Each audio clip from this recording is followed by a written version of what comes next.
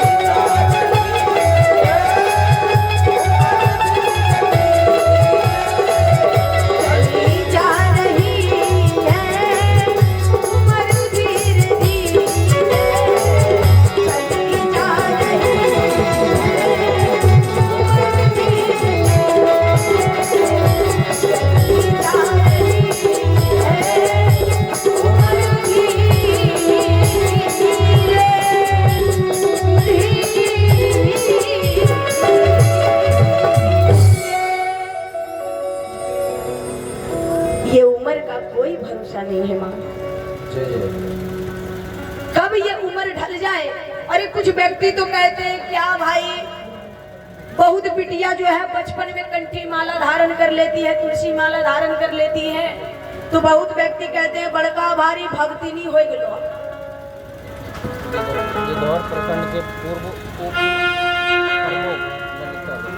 ये गिद्धौर प्रखंड के पूर्व उप प्रमुख साहब जी, इन्होंने भी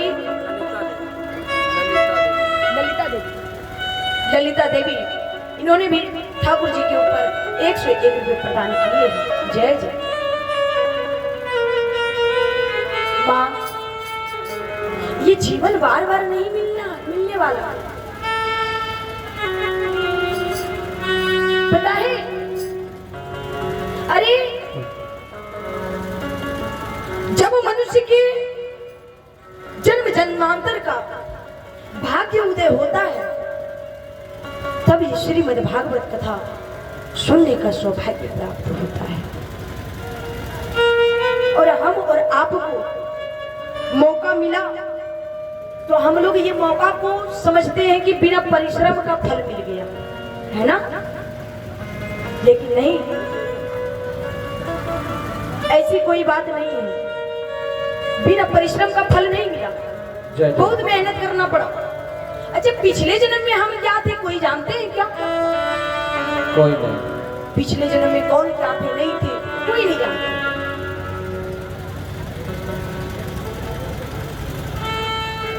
पिछले जन्म में कुछ अच्छे कर्म किए, कुछ अच्छे कर्म, उतना भी अच्छे कर्म नहीं किए होंगे।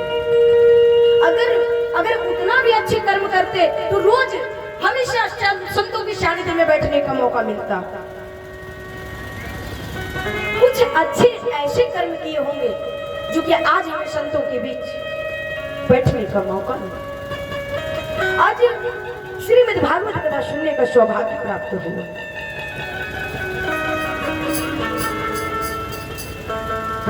जब श्री सुखदेव जी राजा परीक्षित को यह कथा सुना रहे थे, सूत जी महाराज शौनक जी से कहते हैं कि जब श्री सुखदेव जी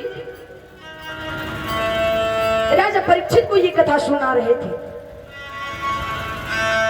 तो भगवान लोग अपने काम को बनाने में बड़ा ही कुशल होते हैं।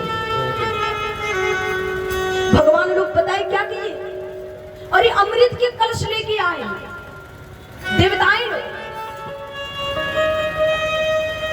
पता है, वो अमृत के कलश लेकर के आए और कह रहे थे सुखदेव जी से कि सुखदेव जी महाराज, आप ये अमृत के कलश को ले लें और इस अमृत को राजा परीक्षित को पिला दिया जाए और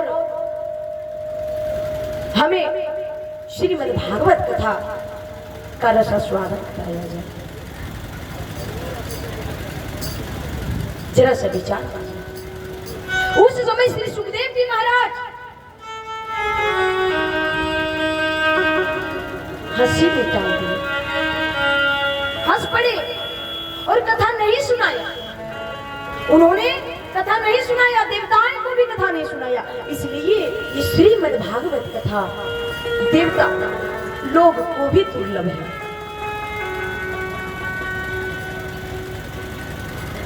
श्री सूत जी महाराज कहते हैं, पूर्व काल में श्रीमद् भागवत के श्रवण से ही राजा परीक्षित की मुक्ति देखकर ब्रह्मा जी को भी आश्चर्य हुआ।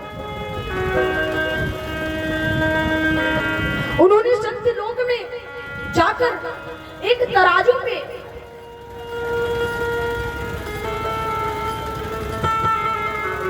एक तरफ श्रीमद् भागवत कथा को रखा और दूसरी तरफ अन्य सभी साधनों को रखा। अन्य सभी साधन हल्के पड़ गए और श्रीमद् भागवत कथा भारी। जय जय। इसलिए ये मौका बार बार नहीं मिलता, हर किसी को सुनने को नहीं मिलता। यही श्रीमद् भागवत कथा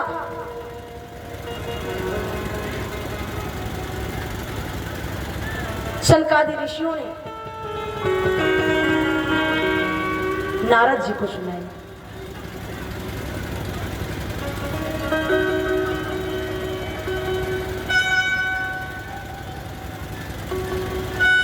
और नारद जी को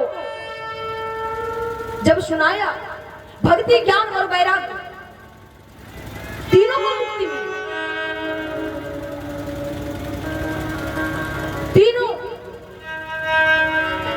तीनों के तीनों जर्जर थे और तीनों के तीनों उठ के खड़े हो गए।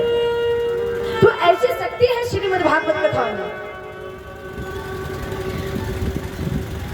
लेकिन शौनक जी ने प्रश्न किया कि महाराज, आप जो कह रहे हैं बहुत बढ़िया कह रहे हैं।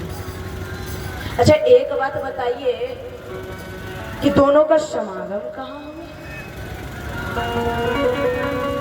आखिर दोनों का मिलन भी तो हुआ होगा ना, कहाँ हुआ?